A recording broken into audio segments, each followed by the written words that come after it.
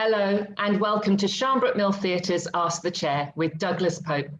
Usually he's down the mill meeting everyone and sharing information and stories between rehearsals, shows and social nights. But we haven't been able to do a lot of that lately. So we wanted to give you, our members, the chance to ask questions to the boss. And here we are. Doug is not only a chair of the governors, but one of the longest serving members of the trust, having joined in the 1960s. And he's here with Connie, one of our newest youth members, who has volunteered to ask your questions today. My name's Kaye, and I'm not telling you how long I've been a member at the mill, but clearly I've just left the youth group. And on that note, over to Doug and Connie. Welcome both. Hello, Connie. Hi, thank you for letting me do this. But yeah, no, I've had my fair share of doing productions at the mill, and I'm very honoured to be part of the youth team at Sharnbrook Mill as well to help get ideas in for the youth members. And I'm very excited to be asking questions today. Well, I think everybody knows who I am. I'm Douglas Pope. I'm the chairman of the Mill Theatre. I'm the head of a team of incredible volunteers, actors, actresses, dancers, singers. So over to you, Connie and Kaye. Thank you. So we'll start off with one of the questions. So Doug, what do you see as being the biggest change in amateur dramatics in general since you first got involved at the mill? Right. Well, since we became involved with the mill, every area had what you might call an operatic society. Big companies, Northampton, Kettering, Wellingborough, Bedford, all the area around here, big towns, had a big venue, either a theatre or a cinema, which housed thousands of people. Take, for instance, Rushden, Ritz, where we performed from about 1966 with the Trust, a 1,200-seater theatre. There was the Lyric in Wellingborough, sadly gone. There was the Granada of Bedford, now a Lidl's. There was the one in Northampton, and I forget the name, it was probably the Odeon or something like that. That's now, I think it's a church. The Ritz is now a bingo hall, a 1,200-seater Art Deco theatre stroke cinema, which is now a bingo hall. So all the societies, operatic societies, big societies, used to use these, and they'd do one big show a year, and there would be a cast of 50, 60, 70 people. I've got a picture of one of my uncles who was in the Three Musketeers at Rushden Ritz for the Rushden Operatic. And the stage was literally full of people. There must have been 60, 70 people in the cast, all in costume. You had the chorus, you had the dancers, you had the leads, you had the secondary ones. It was a huge operation.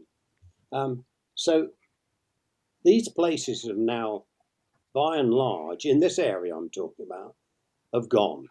We can't use those places. And as unfortunately, a lot of the big societies have disappeared. The other difference is that there are lots and lots of little societies that have sprung up after this. And they perform in smaller venues.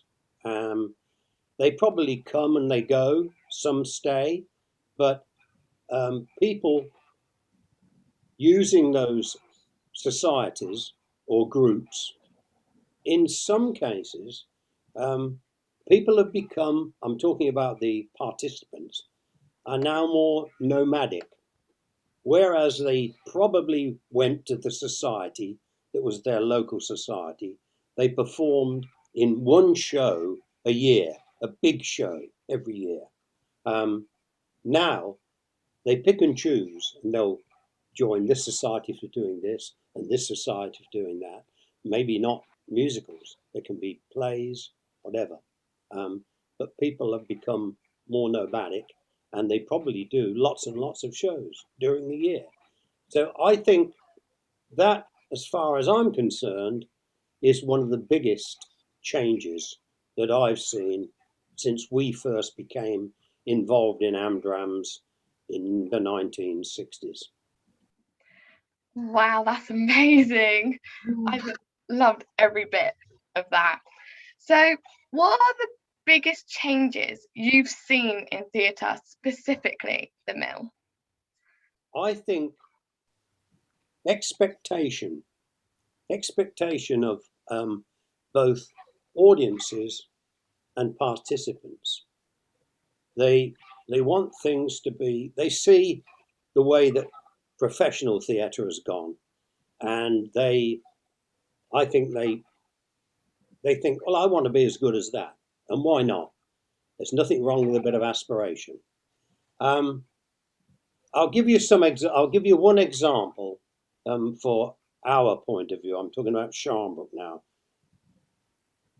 The youth production and of Phantom of the Opera, which was on at the theatre a couple of years ago. But it was difficult enough to say we're going to do Phantom of the Opera because it's an opera within an opera within an opera, and costumes, music, etc., plus scenery was a huge challenge for us.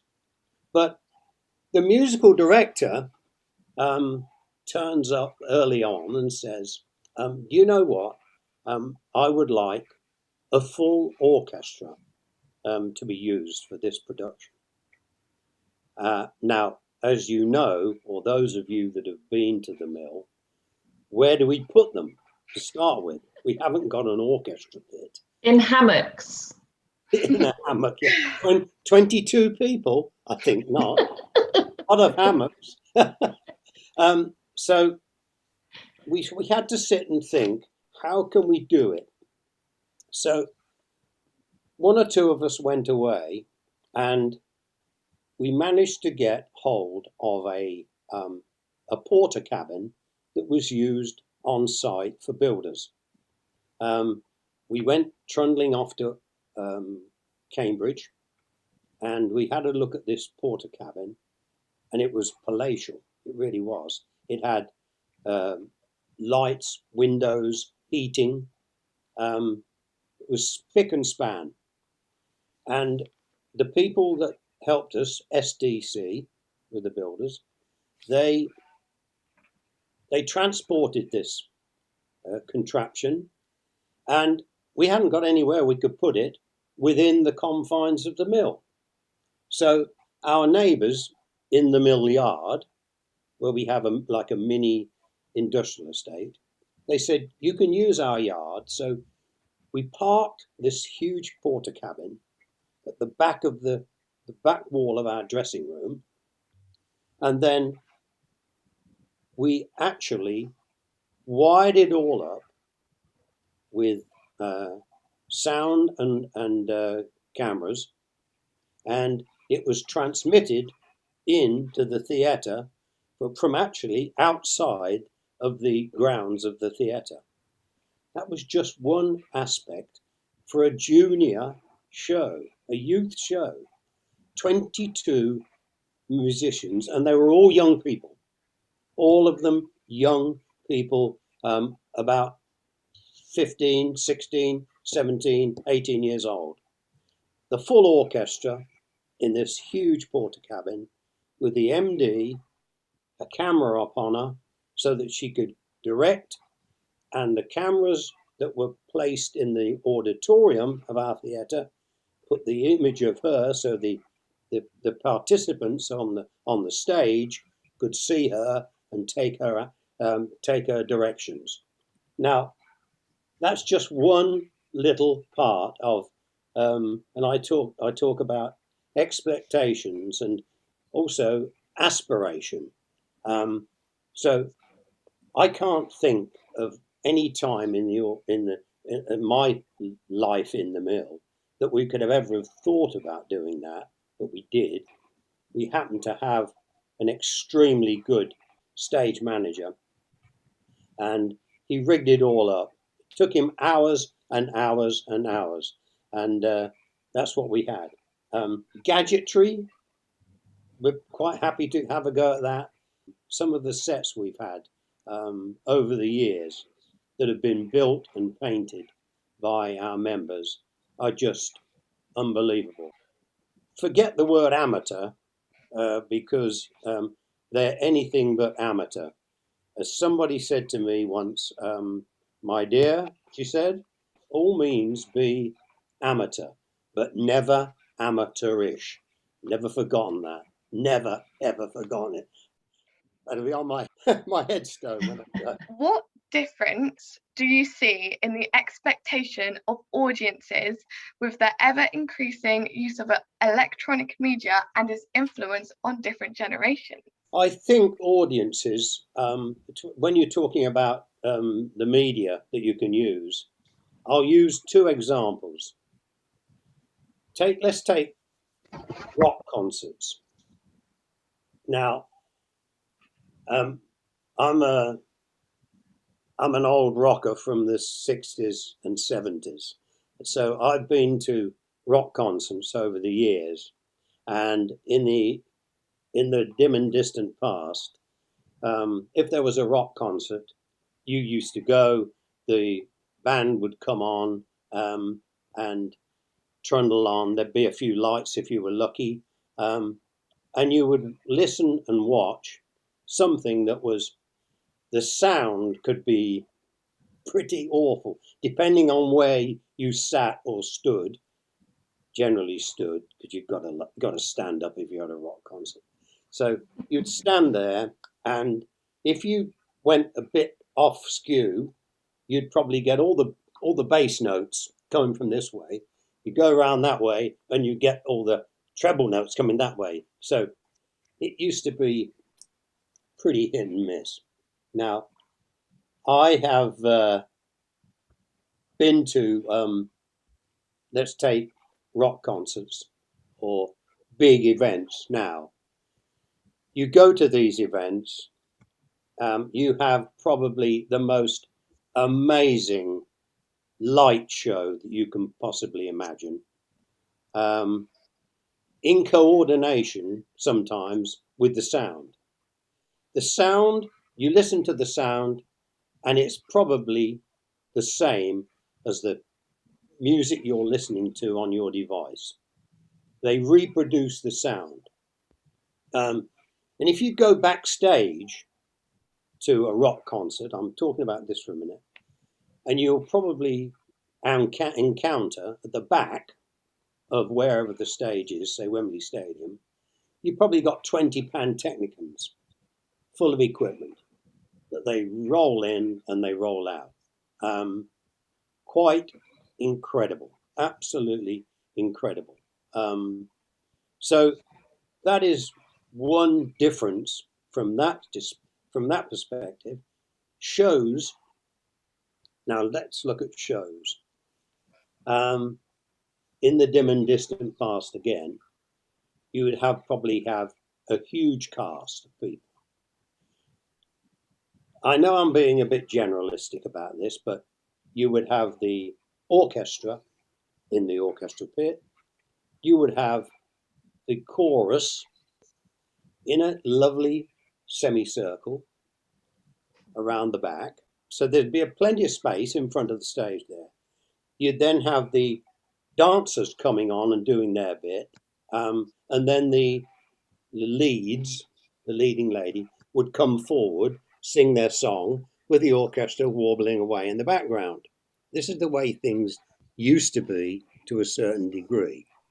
If you wanted to change the scene, you're probably doing a big thing in the forest or in the town, and there would everybody be singing and dancing and acting.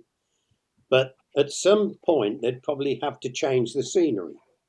So they'd pull the curtains across, and you'd have what they called, what was it, front of cloth. So you would act in front of the curtains while they're trundling away with the scenery at the back.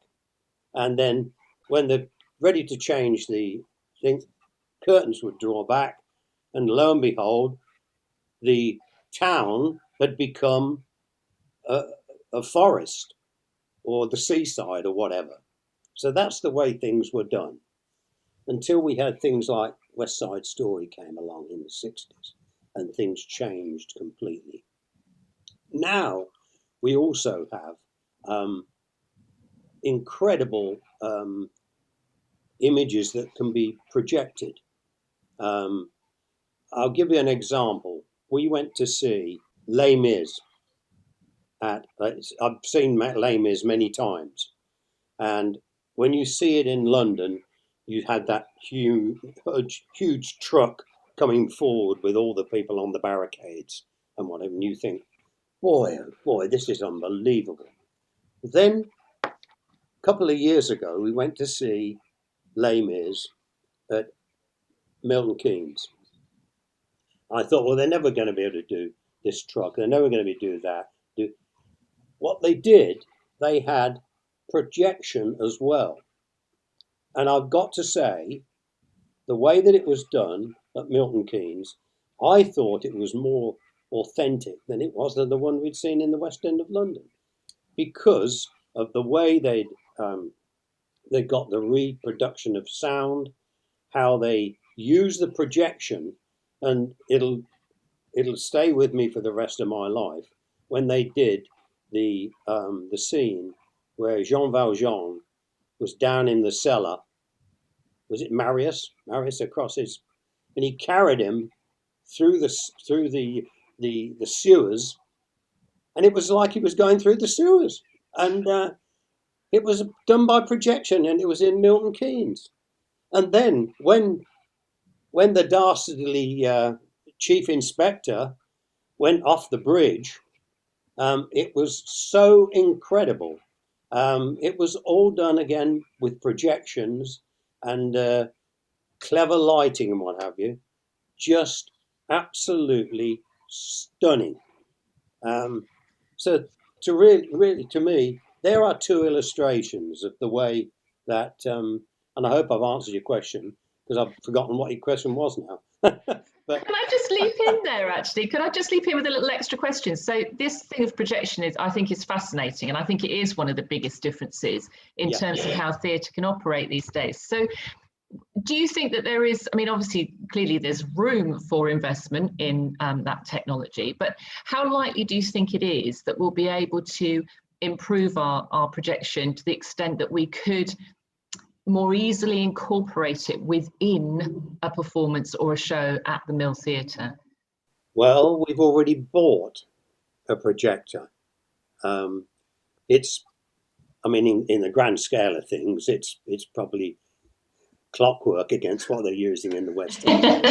But we have got a projector, and we're going to start to use it. So watch this space, Kaye. Well, I have used projection once before, at the Mill, and sort of toyed with it sort of briefly, but not to the extent of providing, say, a moving backdrop. It would be really interesting to see some significant sort of improvements of that nature, I think.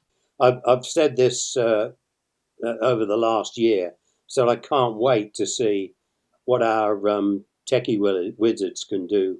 Some of the amazing sets that we've had, we probably are not going to need so much of that anymore. And it may mean also that, because historically down at the Mill, our stage has been a building site for probably 2-3 months at a time while the set is being built. Now, if you can get a wizard doing projections for you, then that's possibly going to be a big innovator down at the Mill. And I'm really looking forward to see what they can do. That is actually really interesting because I think they don't realise how much goes into an amazing production, and it'll be amazing to get that kind of technology done at the mill. What has been the highlight for you within the trust during your time as chairman? I think really there are many, many highlights. It would be, do you know, every show we do down at the mill, generally, I get an awfully big kick out of seeing it come to fruition, from rehearsal and all the people doing work on scenery, costumes, lights, and all the rest of it. And then you actually see it on the stage. So every time we do something, it's a highlight to me. But there's probably 4 momentous occasions that I've witnessed down at the mill, and another one of them being Phantom of the Opera with the young people, which I've told you about. But the first one, really, I became chairman in 1979, and in that year, coincidentally, we put on our first show at the mill, October 1979, Salad Days.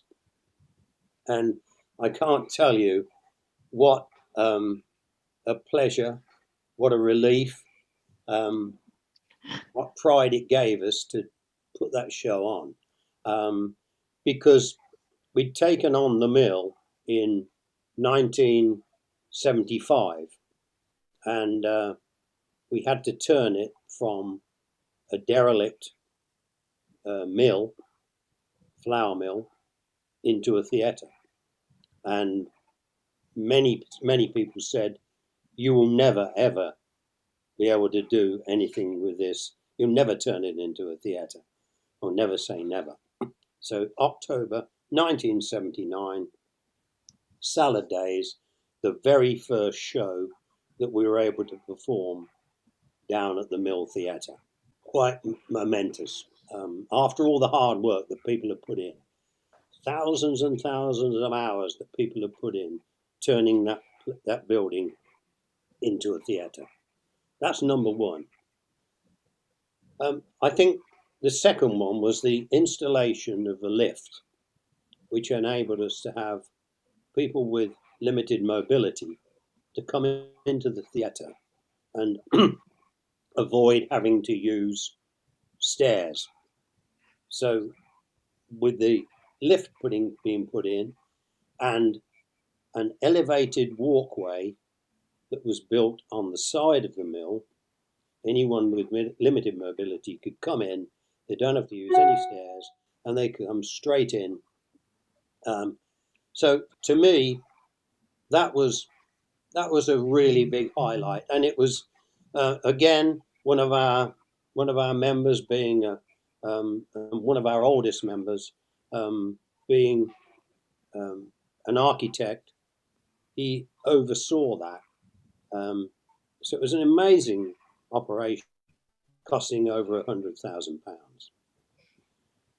The third one was the installation of a green energy heating system,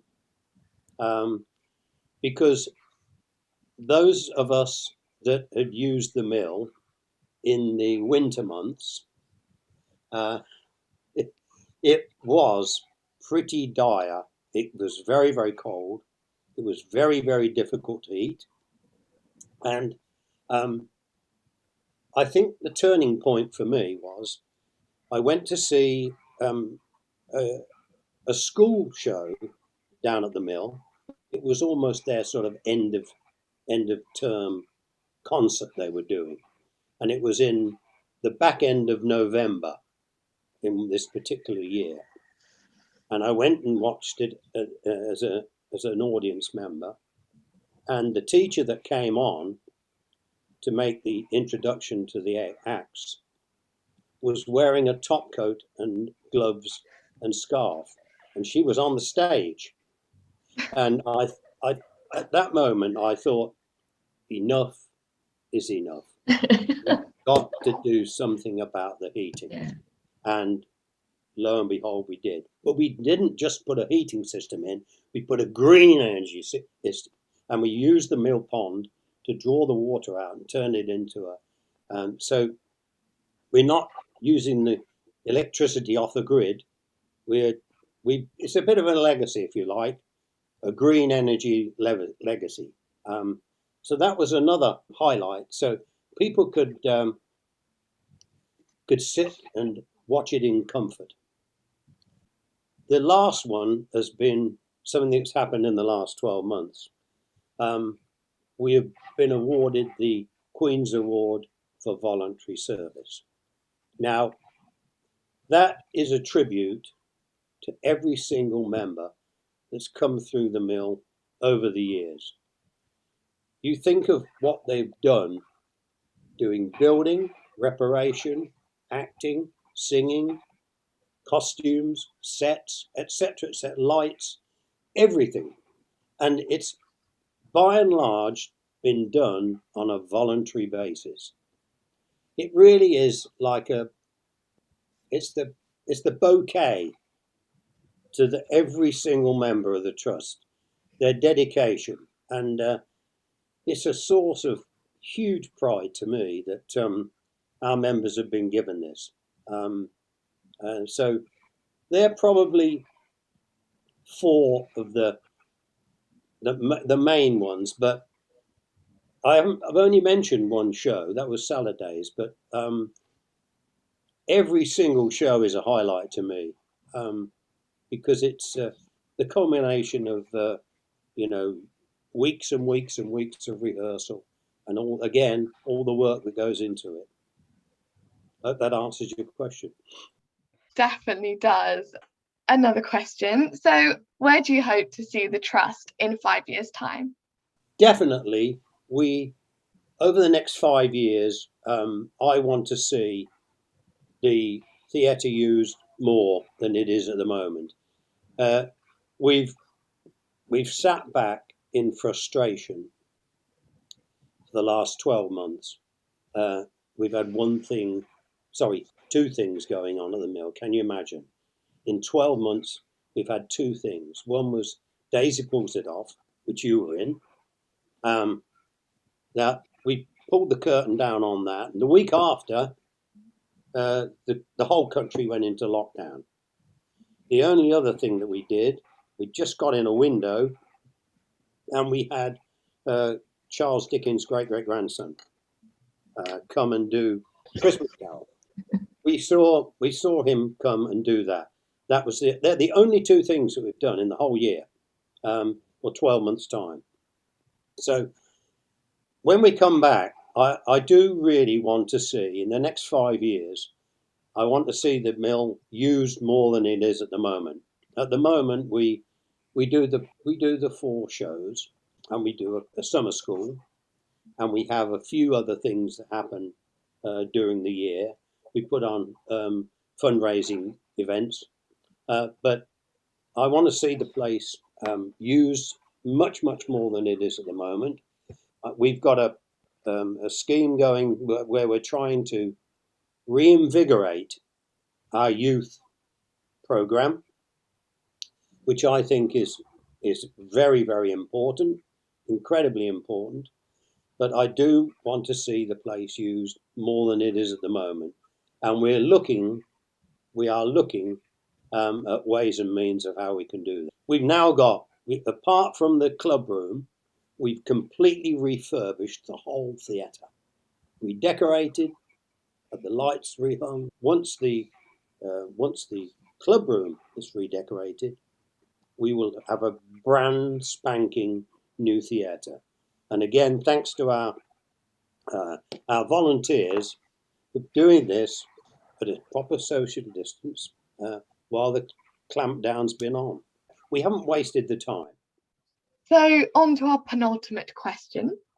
You've taken on several leading roles on stage over the years. What was your favourite production to be involved with? I think really the most rewarding.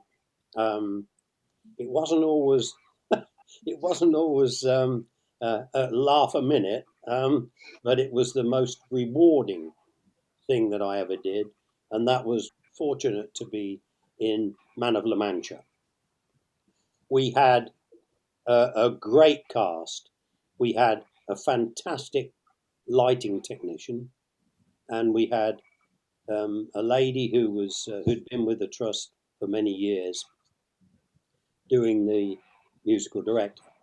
Not to mention a good director as well. But I think I probably got more out of that particular production than anything else I'd ever done, apart from the very first show that I ever did with the trust. But it wasn't at the Mill; it was at the Ritz when I did Curly in Oklahoma. The first time I'd ever sung on stage and acted on stage in a 1,200-seater theatre, which was daunting. I think Man of La Mancha was probably one of the highlights for me. But there was another show which and anybody that knows me that worked with me on stage, I actually took part in a show, and I opened it with a song and a dance. Now, that in itself, I think the director was completely mad. She chose me to do this particular role, but I opened the show with a song and dance number.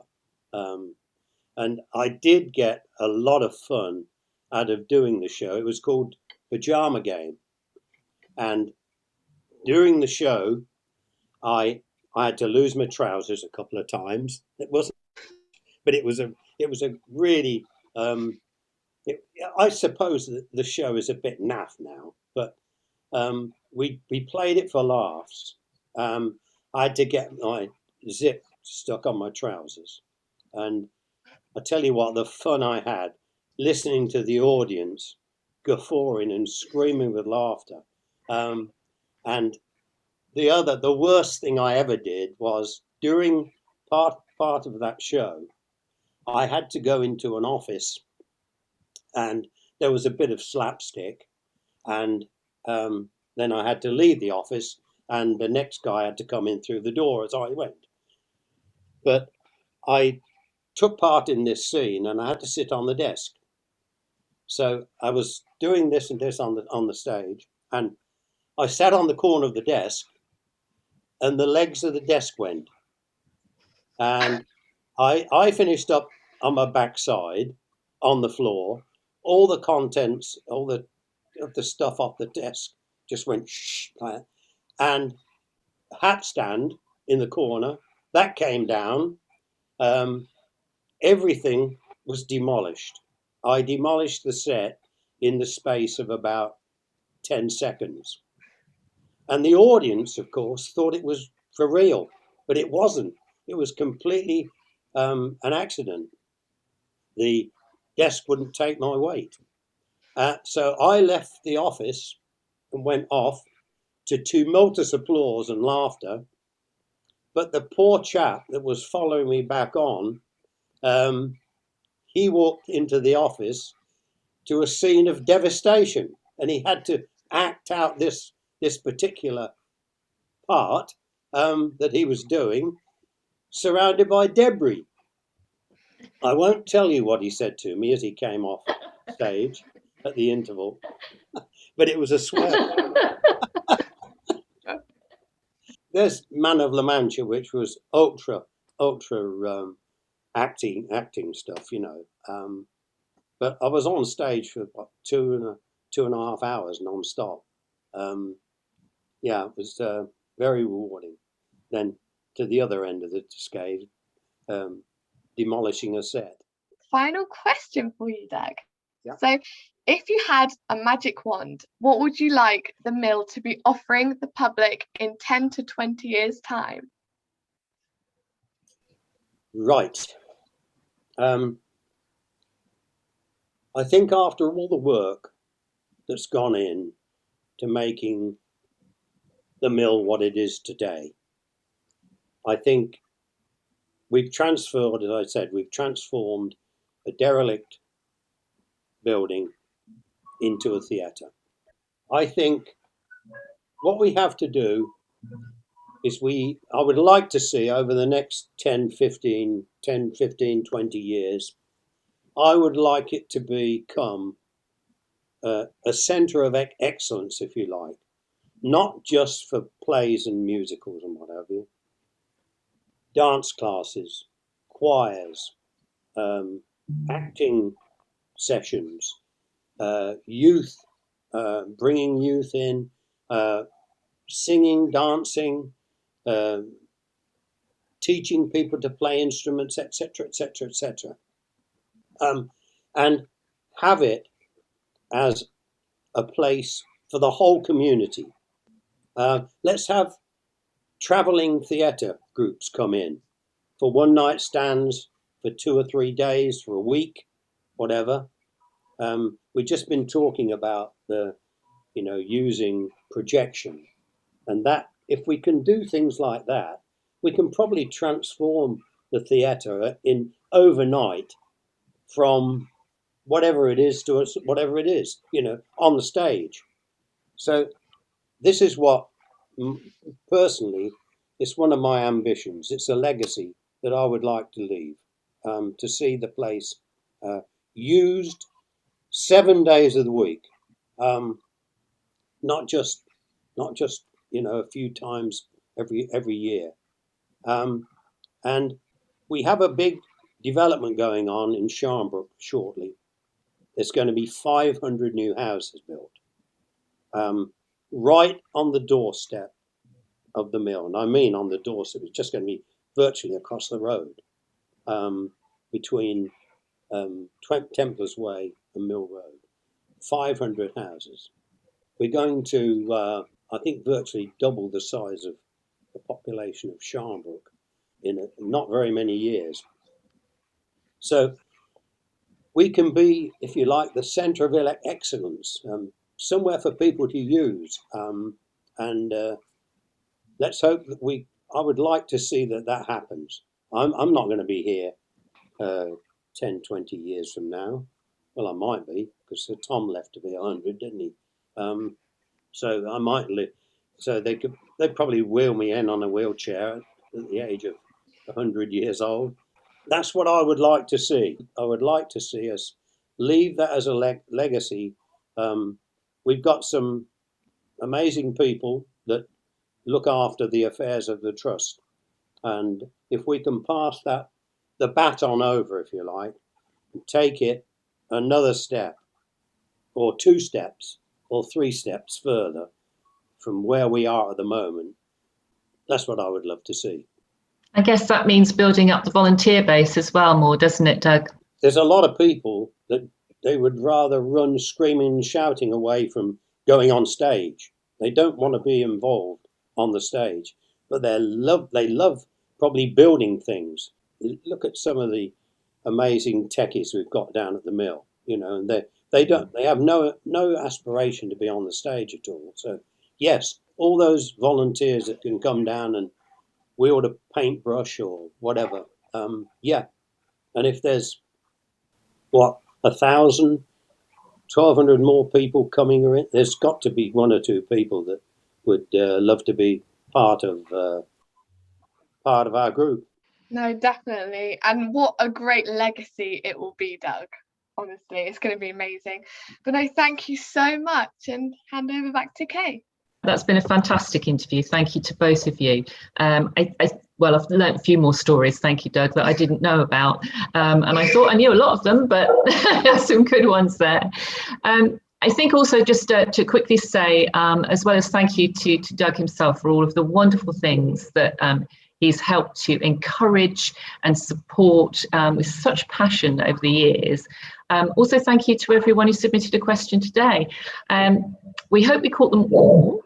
But if not, you'll hopefully have an opportunity to see Doug in his natural habitat at the theatre soon. So keep an eye on social media and on our website for news, events, and when we'll actually reopen the doors. But in the meantime, we hope you enjoyed Ask a Chair, and keep safe, everybody, and see you soon. Yeah, look forward to it.